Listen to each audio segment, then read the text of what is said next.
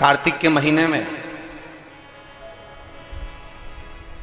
एक बेलपत्र, 3 शमी पत्र, बहुत ध्यान दीजिएगा। कार्तिक के महीने में एक बेलपत्र, 3 शमी पत्र।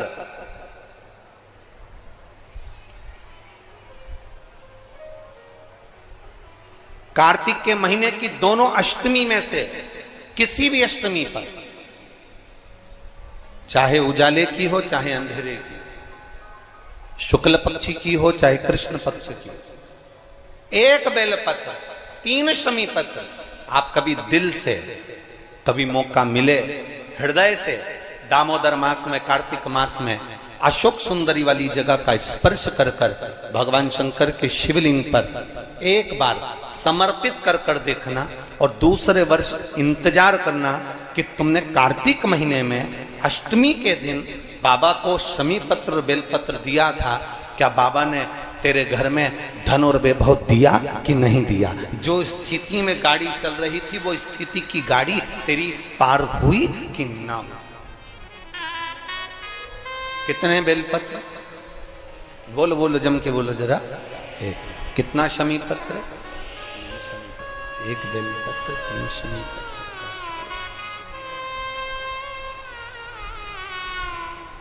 कभी स्मरण में लाइएगा।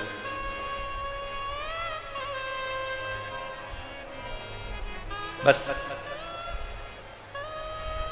ये जो कार्तिक महीने में, दामोदर मास में आप एक बेलपत्र, 3 शमी पत्र अष्टमी के दिन, चाहे शुक्ल पक्ष की हो चाहे कृष्ण पक्ष की हो, दोनों अष्टमी में से किसी भी अष्टमी को जब आप समर्पित करें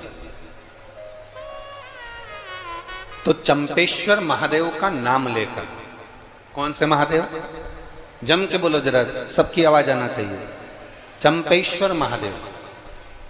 केवल चंपेश्वर महादेव का नाम लेकर आप अशोक सुंदरी का स्पर्श कराकर शंकर भगवान के शिवलिंग पर समर्पित करें। अशोक सुंदरी तो मालूम है ना सबको? ये जलाधारी, ये बीच में से जो 2 लाइन गई, गणेश कार्तिकेय, और बीच में एक लाइन जाती है मोटी सी शिवलिंग के सम्मुख में, उसको अशोक सुंदरी का स्थान कहा गया। शंकर भगवान के ऊपर जो जल की जलाधारी लगती है, जिसमें से बूंद बूंद पानी गिरता है, वो भगवान शंकर की 5 बेटियां हैं जो ऊपर कलश के रूप में रखी रहती हैं, जिसमें से बूंद बूंद जल नीचे गिरता है। जया, विषहरा, शामली बारी, दौतली, देव। शिव जी की 5 बेटी, शंकर भगवान की 6ठी बेटी अशोक सुंदरी बीच में। जब आप बेलपत्र 1, शमी पत्र 3, चंपेश्वर महादेव का नाम लेकर अशोक सुंदरी का स्पर्श कराकर भगवान शंकर को जब आप समर्पित करेंगे इस कार्तिक महीने में, दामोदर मास में, अष्टमी तिथि के दिन, चाहे वो शुक्ल पक्ष की हो चाहे वो कृष्ण पक्ष की हो, अष्टमी तिथि को अगर समर्पित करते हैं तो आप वर्ष भर में इंतजार कर कर जरूर बताना कि तुम साल भर पहले जितना कमाते थे, वर्ष भर पहले तुम जो व्यापार व्यवसाय कर रहे थे, साल भर से जो नौकरी के लिए प्रयास कर रहे थे, उसमें सफलता आपको अगले वर्ष की दामोदर मास आने से पहले मिली कि नहीं मिली, वो स्मरण आपके भीतर होना चाहिए।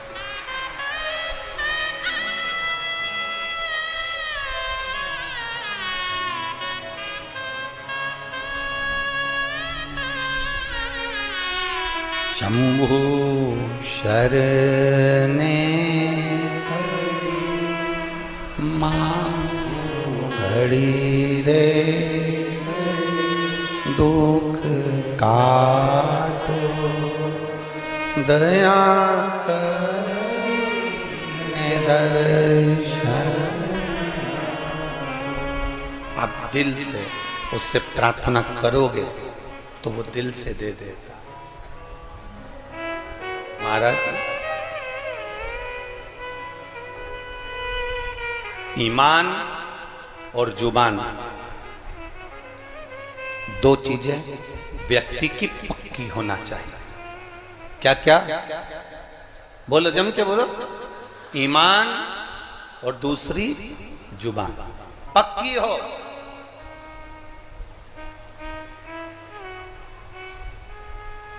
आप दिल से आप बाबा का भजन कर कर देखो, आप दिल से बाबा का स्मरण कर कर देखो। एक पत्र आया है,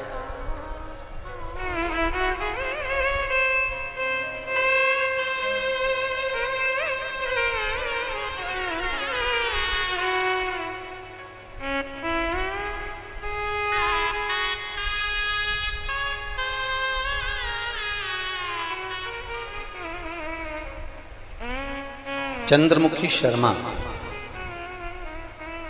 पता है राया मथुरा, कहीं बैठी हैं? हाथ हिला सकती हैं, अगर कहीं बैठी हो तो हाथ हिलाइए। आप ही हैं? दोनों हाथ हिला दो एक बार। हाँ हिलाइए दोनों हाथ, ठीक है। एक बार वापिस हाथ हिला दो। चंद्रमुखी शर्मा, राया मथुरा से रहने वाली हूं गुरुजी। बाबा का मैं क्या गुणगान करूं। मेरी बेटी मुस्कान कई सालों से नौकरी की तैयारी कर रही थी कि सरकारी नौकरी मिले, पर नहीं मिली। आखिरी में हताश होकर वो मंदिर जाना भी छोड़ी, भगवान का भजन करना भी छोड़ी। तब एक बार टीवी पर हमने कथा सुनी, और कथा सुनकर हमारी बेटी से कहा कि देख, वो महाराज सियोर वाला कहता है कि शिव जी को एक लोटा जल चढ़ाना चाहिए। मां, हम ब्रज की रज में रहते हैं, ठाकुर जी का भजन करते हैं, शिव को जल चढ़ाने का बाबा कह रहे हैं। मैंने अपनी बेटी से कहा, कृष्ण और शिव में कोई अंतर नहीं। कृष्ण जब तक नहीं मिलते जब तक शंकर की भक्ति ना हो, और शंकर जब तक नहीं मिलते जब तक कृष्ण की भक्ति ना हो। ये दोनों का मिलना सरल नहीं है। मैंने कहा, जब टीवी पर बाबा कह रहे हैं, सियोर वाला महाराज कह रहे हैं कि एक लोटा जल सारी समस्या का हल, तो जड़ा चढ़ाने में जाता क्या है। मां 7 वर्ष से नौकरी की तैयारी कर रही हूं पर नहीं मिली, तो मुझे नहीं लगता कि मिलेगी, पर तुम कहती हो तो मैं शंकर जी को जल चढ़ाना प्रारंभ करती हूँ। शिव जी को जल चढ़ाना चालू करा मेरी बेटी मुस्कान शर्मा ने। और बाबा का मैं क्या वर्णन करूं गुरुदेव। मेरी बेटी ने एग्जाम दिया और बाबा की कृपा से उसका इंडियन नेवी में हो गया। मैं बाबा को यहाँ प्रणाम करने के लिए आई हूँ। ये शिव तत्व है भक्ति, ओ घड़ी है शंभु। बैठिए बहन, हर हर महादेव। अर्थात शिव महापुराण की कथा कहती है, आपका विश्वास, आपकी भक्ति, आपकी दृढ़ता, आपका विचार जब दृढ़ नहीं होगा तब तक भगवान कैसे मिलेगा।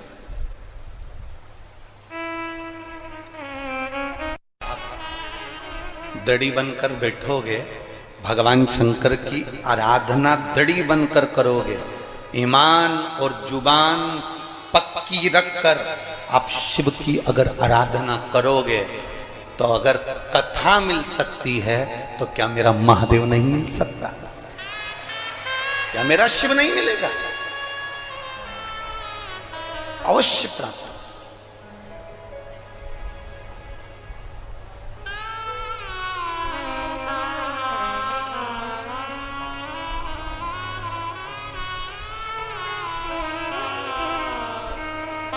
ब्रज की रज में लोग आते हैं तो पेड़ों में कान लगाकर सुनते हैं राधा का नाम मिल रहा है। ब्रज की रज में लोग आते हैं तो वृक्षों के कान लगाकर सुनते हैं कि बंसी की धुन मिल रही है। हम कहते हैं इतने खो जाओ परमात्मा में।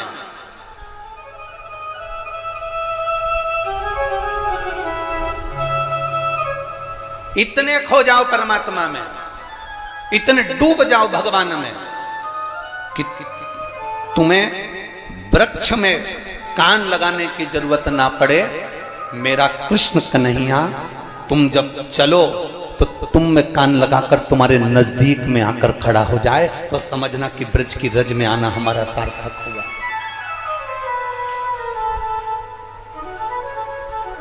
हमारा ब्रज की रज में आना सार्थक हुआ, तब समझिए आप।